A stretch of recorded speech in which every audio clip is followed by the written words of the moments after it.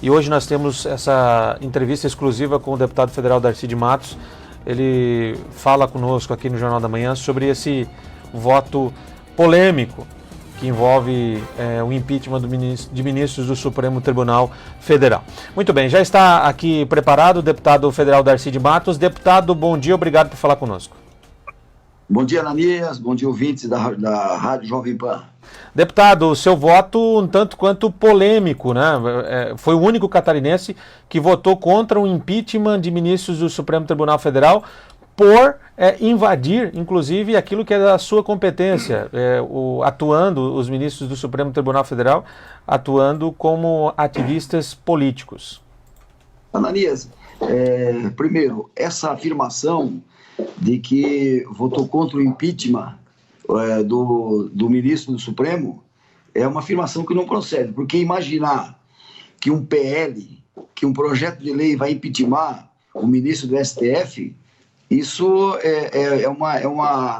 seria um gesto, mas isso é uma falta de conhecimento, com todo respeito. Por quê?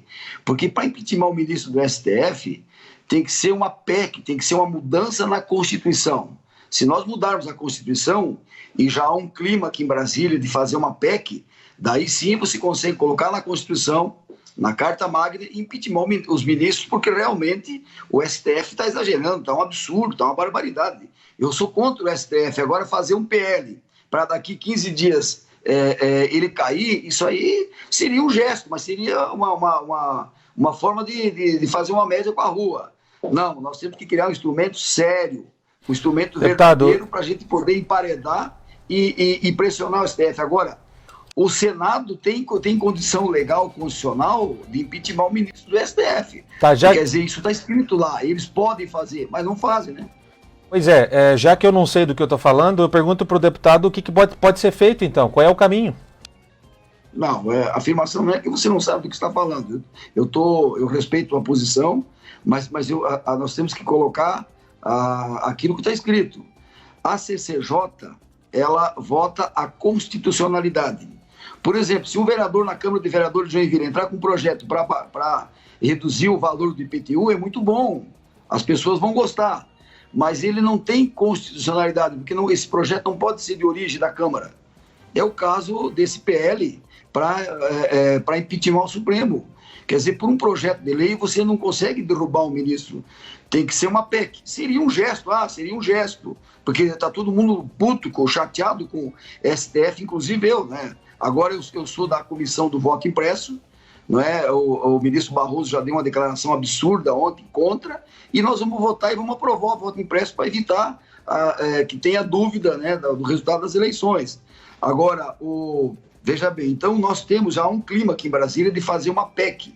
Uma PEC, sim, uma PEC é um instrumento forte, consistente, e daí nós teríamos condição, em mudando a Constituição, de impeachment, porque eu acho que chegou a hora. Agora eu quero fazer mais uma observação, Ananias, assim, nesse momento nós temos que ter muita serenidade e racionalidade. Deputado, então, eu só quero fazer um ponto aqui, deixa eu só fazer eu já deixo você concluir, só deixa eu fazer um paralelo aqui. Você fala que precisa ser uma PEC, e aqui eu não consigo concordar com você de jeito nenhum, porque, vamos lá, vamos aos fatos. Qual é a lei que diz, que versa sobre o crime de responsabilidade? É a Lei 1079, que ela é uma lei lá de 1950, que ela foi recepcionada pelo nosso judiciário a partir de 1988 com a nossa Constituição.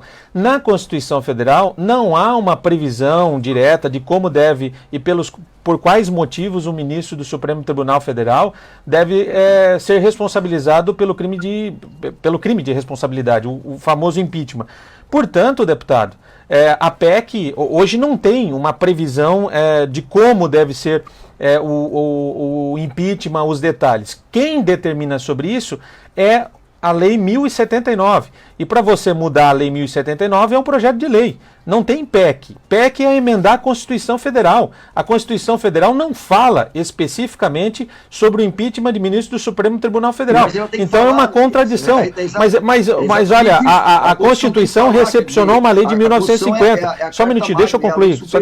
Não, concordo com você. A Constituição é a lei... A autonomia entre os poderes. Sim, concordo com você. Está escrito na Constituição. Agora, para que um poder possa impeachmentar outro de outro poder, você tem que ter isso explícito na Constituição. A Constituição não é explícita no artigo que fala do presidente da República. Só um minutinho. A Constituição, quando fala do presidente da República em relação ao impeachment, ela fala que uma lei especial vai regulamentar a forma que vai se dar em relação ao presidente da República. E essa lei que deu a forma do presidente da República é a mesma lei que dá a forma de como deve haver o impeachment dos ministros do Supremo Tribunal Federal. E é nessa lei que estão fazendo alteração. Então, não consigo entender como que tem que ser uma PEC para isso. Olha, vão criar uma PEC para fazer isso? Excelente, ótimo. Eu acho que a Constituição está sendo omissa, mas não impede que essa lei seja alterada, o artigo 39 da Lei 1079 seja alterado para que haja, então, uma punição aos ministros do Supremo Tribunal Federal por invadir a sua competência, deputado. Eles estão invadindo a sua competência. E eu até acho contraditório, porque há dias atrás a gente até conversou, você votou pela prisão de Daniel Silveira, o deputado federal. E o deputado federal, a forma que o Supremo Tribunal Federal prendeu ele é totalmente equivocada. E você ficou só no mérito. Agora você diz que o mérito é bom, mas a forma é ruim. É de um jeito ou de outro. Não consegui entender para onde o deputado vai. Ananias, veja bem o seguinte. Nós todos queremos... Eu sugiro que você entreviste um jurista. Nós todos queremos impeachmentar os ministros porque eles estão atuando contra o Executivo, contra o Brasil. Agora, as coisas, elas têm que ser feitas corretamente. Não adianta você fazer um PL e ele cai na semana seguinte. Mas por que mandou prender Daniel Silveira, por exemplo, lá, o Alexandre de Moraes? Mandou prender, acusou e agora está julgando. Isso também é um equívoco, isso também está errado. E você concordou, você foi um dos que mandou deixar Daniel Silveira preso. Ananias, nós vamos resolver a questão do Daniel na CCJ na Comissão de Ética. Eu sou titular da Comissão de Ética, então veja bem. Então, essa atitude do Daniel Silveira, essa questão de você criar tudo que nós não precisamos agora, veja bem, eu sou Bolsonaro como ninguém, você é prova disso, você recebe meus vídeos. O cara que enfrenta aqui a Gleice Hoff, o PT, eu sou um dos 4, 5 deputados. Então isso você tem que dizer aí na rádio, eu sou bolsonarista. Os bolsonaristas votaram pelo impeachment do Supremo Tribunal Federal. Vamos lá, Bia Kicis, Caroline Detoni, Daniel Freitas. Os bolsonaristas estavam do outro lado, deputado. Você estava do lado da Gleice Hoffmann, você estava do lado de Maria do Rosário. Acho que, se é para falar a verdade, eu estou mostrando aqui a verdade. Ananias, eu sou relator da reforma, de uma das reformas mais importantes do governo. Você acha que o governo daria relatoria se eu não fosse governo? Contra fatos no argumento. Eu sou... É o Centrão, né? O famoso Centrão. Agora, Analisa, é o seguinte, nós temos que focar nesse momento, a minha opinião, nós temos que fazer com que o Executivo, o presidente Bolsonaro, tenha um mínimo de convivência com os poderes. Por quê? Porque não adianta colocar a lenha na fogueira. O que nós precisamos agora é fazer as reformas e recuperar a economia. Se nós chegarmos na eleição do ano que vem com a economia estraçalhada por causa que aconteceu na pandemia, que tivemos azar, a reeleição do nosso presidente, ela corre risco. E não é com auê, não é com encrenca, sabe? Não é com factoide que nós vamos recuperar a economia. Mas não concordo que é factoide. O Supremo Tribunal Federal soltou Lula. Reformas, as privatizações, a licença ambiental, quer dizer, nós temos que tocar os projetos na Câmara, mas isso tem que ser com racionalidade, tem que ser com... Quer dizer, veja bem, eu aceitei a reforma administrativa, que é uma reforma dura, amarga, uma reforma que eu estou apanhando muito. Você sabe disso, né? Na imprensa, dos servidores, apesar de que a reforma não pega nenhum direito dos atuais servidores. Mas eu estou fazendo um sacrifício para quê? Para ajudar o presidente, para encolher o setor público do Brasil, para enxugar, para a gente poder crescer, voltar a crescer e chegar bem na eleição do ano que vem. Mas, deputado, estão pensando na próxima eleição, não estão pensando no futuro do Brasil. É uma atitude irracional, quer dizer, eu estou ajudando o Brasil a voltar a crescer para nós ganhar a eleição. Pois é, mas esse é o problema.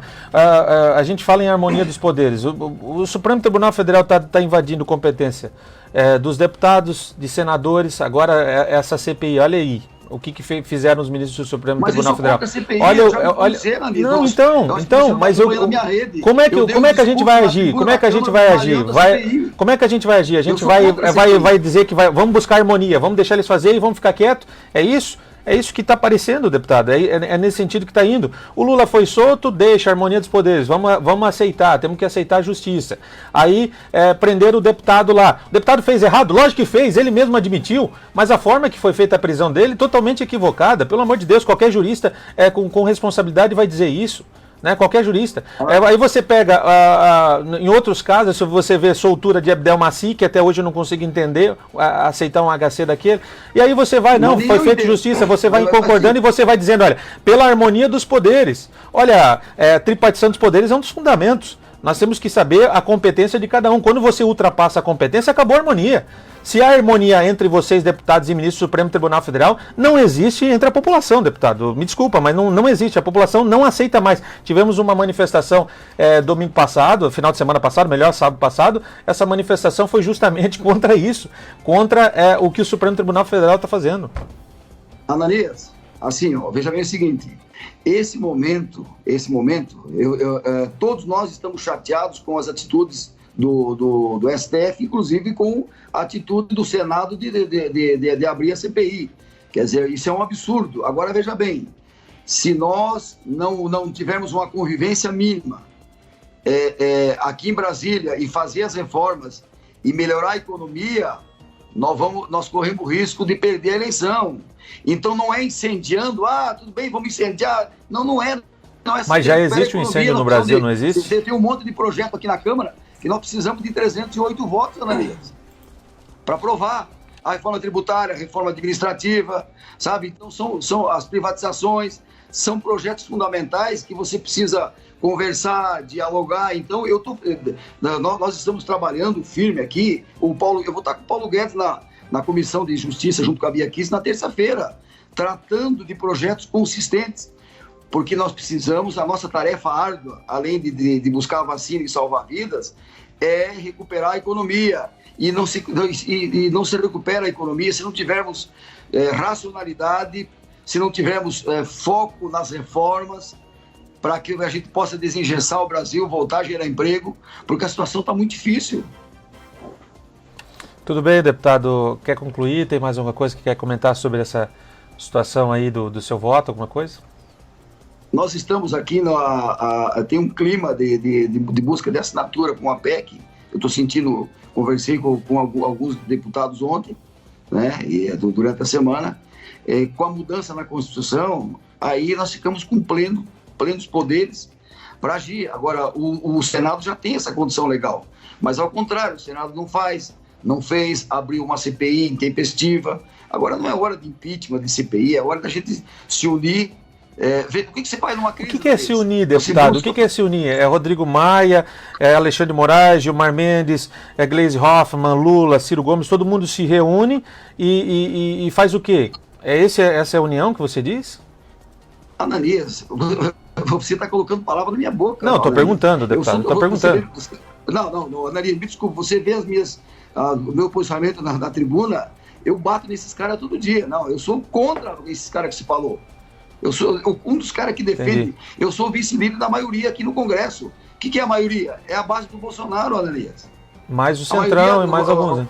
No seu texto lá, que se publicou, você devia ter dito que a maioria é a base da maioria, é a base do Bolsonaro na Câmara. Sim. Um dos erros do Bolsonaro é aceitar o Centrão, por exemplo. Eu não seria vice-líder da maioria todo mundo do sabe Bolsonaro disso. na Câmara se eu não tivesse com o presidente. Então, veja bem, esses caras que se falou aí têm prejudicado muito o Brasil. Agora, a união, quer dizer, a união é um convívio mínimo. O que você faz numa crise? Numa crise você precisa juntar forças com a sociedade civil organizada, com o pessoal da saúde, com os poderes têm que ter uma convivência mínima. Se não tiver uma convivência mínima, trava o governo. Aí o governo não anda, você sabe disso. É como Joinville, se a Câmara e o Judiciário, aí o Fórum e a Prefeitura não tiver uma convivência mínima, trava todos os projetos do Executivo. Você sabe disso.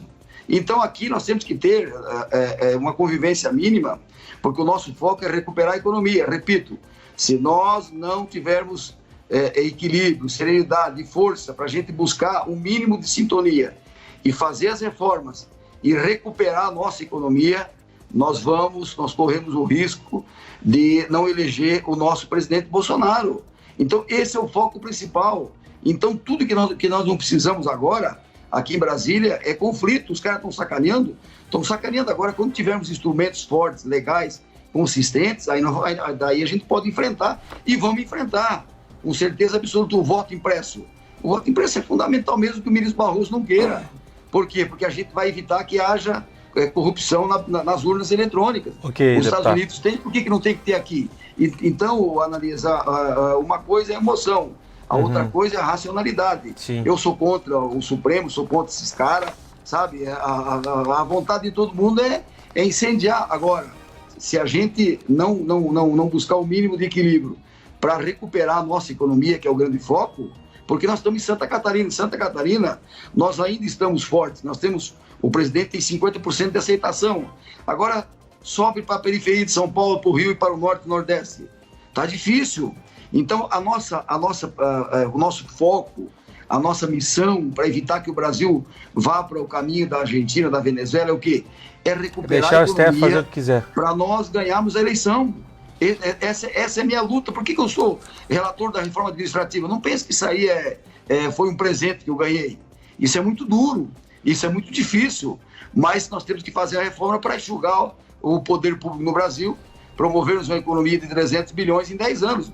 Vou entregar o relatório na semana que vem. Não pense que eu estou recebendo elogios, eu estou recebendo pau do Brasil inteiro, mas a reforma é amarga, necessária, dura.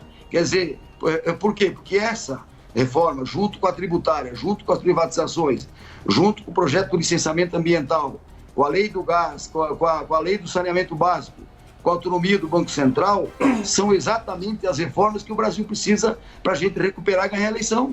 Muito bem, deputado. Eu encerrou meu tempo aqui, agradeço a sua participação aqui no Jornal da Manhã. As portas sempre abertas, obviamente, sempre a gente busca sempre ouvir e, claro, questionar sempre que possível. Eu não consigo ver isso e não questionar o seu voto. Obrigado pela sua participação, deputado. Um abraço.